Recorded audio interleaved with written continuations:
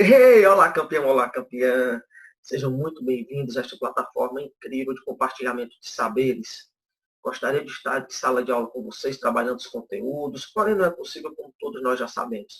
Aqui nós temos uma ferramenta incrível para trabalharmos os conteúdos. E o conteúdo de hoje é maravilhoso, sensacional.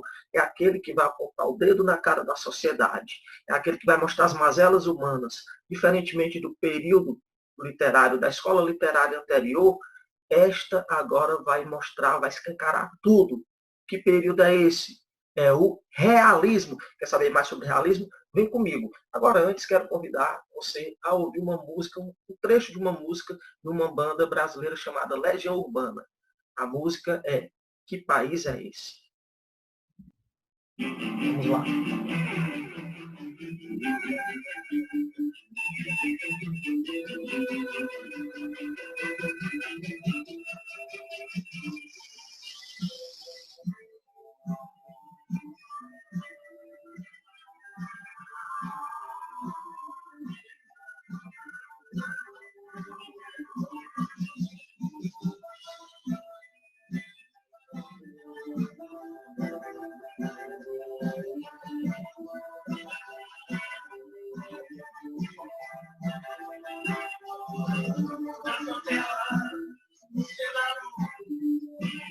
Cheira pra todo lado.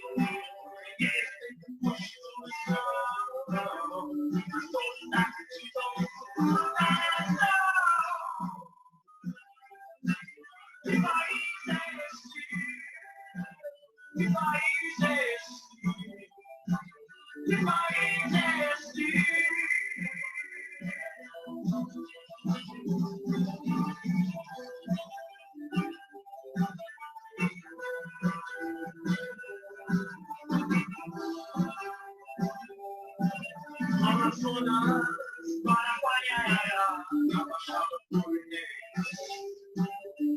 Sul, Minas Gerais, e no Nordeste vai, na morte eu descanso, mas sonhando sou. O realismo é a estética de reação ao romantismo, e ele se desenvolve entre 1881 e 1893, mais ou menos isso, no século XIX. O contexto, portanto, meados do século XIX na Europa e aqui no final do século também XIX.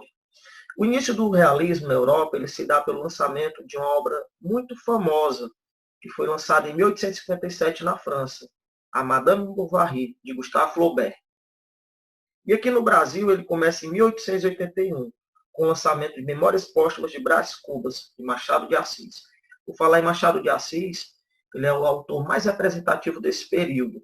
É aquele que tem uma maior representatividade e também foi o primeiro presidente da Academia Brasileira de Letras, sendo um dos fundadores. Os escritores realistas eles estavam motivados pelas teorias científicas e filosóficas da época, e eles se empenharam de veras em retratar o homem e a sociedade em conjunto. Já não bastava mais mostrar a face sonhadora e idealizada da vida, como haviam feito os românticos, autores românticos. Era preciso também mostrar a face do cotidiano massacrante, difícil, do casamento por interesse, do amor ao adultério, da falsidade, do egoísmo e também da impotência do ser humano diante das pessoas poderosas. Isso tudo era temática pertencente ao realismo. E ele reflete as profundas transformações econômicas, políticas, sociais e culturais da segunda metade do século XIX. A Revolução Industrial, entre em uma nova fase, caracterizada pela utilização do aço, do petróleo e da eletricidade. E, ao mesmo tempo, também o avanço científico. Ele leva às novas descobertas nos campos da física e da química. O capitalismo se estrutura em moldes modernos, com o surgimento de grandes complexos industriais, formando também uma população marginalizada, que não partilha de benefícios gerados pelo progresso industrial. E é nesse contexto sociopolítico científico que surge o realismo, o naturalismo e o parnasianismo. Hoje, o nosso foco é o realismo. Então, a alteração desse quadro social e cultural exigia que os escritores também abordassem a realidade menos idealizada como era a realidade romântica, despretensiosa, deixando de lado a parte subjetiva e entrando o objetivismo. Daqui a pouco veremos as características, vocês verão que o objetivismo faz parte do texto, faz parte das características do realismo. O homem está se voltando cada vez mais para ideias materialistas, mais cientificistas, mais racionais. E é nesse contexto, nessa época, que surgem o positivismo, o evolucionismo e o socialismo. Vou fazer aqui para vocês só um adendo com relação ao positivismo. O que foi o positivismo? Quem foi o criador? O positivismo é uma corrente filosófica que surgiu na França no começo do século XIX. O principal idealizador é Auguste Comte. O que ele queria com o positivismo? Qual era o intuito dele? Para Comte, o positivismo é uma doutrina filosófica, sociológica e política. Ele surgiu como o desenvolvimento sociológico do iluminismo, das crises social e moral no fim da Idade Média e do nascimento da sociedade industrial, processos que tiveram como grande marco a Revolução Francesa. Assim, o positivismo associa a interpretação das ciências e uma classificação do conhecimento a uma ética humana radical, desenvolvida na segunda fase da carreira do Auguste Comte. E o positivismo também defende a ideia de que o conhecimento científico é a única forma de conhecimento verdadeiro. De acordo com o positivista, somente ele pode se afirmar que uma teoria é correta se ela for comprovada através de vários métodos científicos. Então, para o positivismo, uma teoria é realmente verdadeira se for provada muitas e muitas vezes através das ciências. Que foi uma breve explanação sobre o positivismo. Sendo o positivismo, o evolucionismo e o socialismo são teorias que apontam para o caminho mais racional do mundo e, portanto, contrário à visão sentimental dos românticos. Isso aí era o intuito deles, tá certo? Nesse clima surge o realismo na Europa e aqui no Brasil. Aqui no Brasil o contexto é outro. Vai da transição do Império até a República. Mas também aqui nós tivemos as ideias positivistas influenciando a própria República. Ou seja, o contexto mundial influencia a nossa realidade local. No realismo, a arte e a literatura, elas devem reproduzir a realidade, fazer uma observação minuciosa dos fatos e empregando essa realidade nos textos, de uma maneira objetiva, de uma maneira clara, tentando representar a realidade absoluta, não deixando de lado as descrições duras da realidade, ou seja, mostram realmente o que acontece, tentam comprovar através da experimentação. Certo, então, diante desse contexto, você pode estar se perguntando, tá, e quais são as principais características, as características mais marcantes, mais importantes do realismo? Vamos lá. Nós temos inicialmente a objetividade, ou seja, eu não posso ter uma visão pessoal das coisas, não posso ser subjetivo. Aqui são abordados temas da realidade, não são feitos arquétipos programados, não.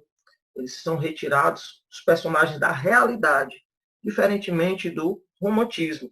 A visão romântica já era uma visão subjetiva, enquanto que a objetividade fazia parte do realismo, no romantismo era a subjetividade que dava nota, que orientava, que os poetas faziam nos seus textos, que eles colocavam ali nos seus textos. Eram repletos de subjetividade. O racionalismo, que é o uso da razão no lugar da emoção, é trocar a emoção pela razão, também é outra característica presente no realismo. Aqui, no lugar do casamento, torna-se comum, por exemplo, o adultério, a visão anticlerical, ou seja, o clero com as histórias voltadas para padres assassinando, entre outros. Mostra o quê? Uma visão mais racional das coisas. Mostra a realidade, uma visão mais voltada para a verossimilhança. Tome nota também da exploração do homem pelo homem e as mazelas sociais sendo expostas. A ferida da sociedade, as feridas como um todo eram mostradas no realismo. O homem apontava o dedo, o autor apontava o dedo para o que estava acontecendo de pior na sociedade. Uma outra característica bem relevante é a arte engajada de crítica social e de mudança. Dessa maneira, o que acontecia? O autor realista ele produzia um romance social ou um romance psicológico. Em se tratando do romance social, É aquele romance que traz uma crítica à sociedade do momento. O autor ele vai olhar para a sociedade, como eu falei agora há pouco, e mostrar as mazelas, os podres. E o romance psicológico, ele reflete a sociedade, a realidade do pensamento do homem no caso do século XIX.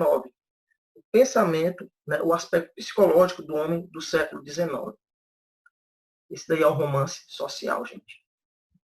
Vale ressaltar também, preste atenção agora, ó, preste atenção, me acompanha, que aqui também você vê um brasileiro querendo levar vantagem sobre outro. Eu faço uma pergunta para você.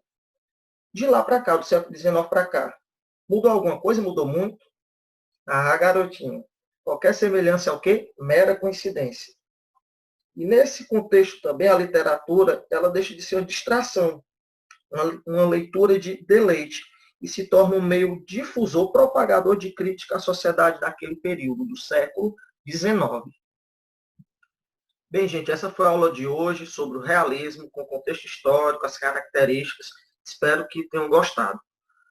Fica acompanhando os vídeos, que vem mais vídeos bem interessantes, também bem bacanas para vocês aproveitarem, certo? Um beijo no coração e até a próxima. Tchau, tchau. E lembre-se, mais nobre que sonhar é trabalhar para realizar.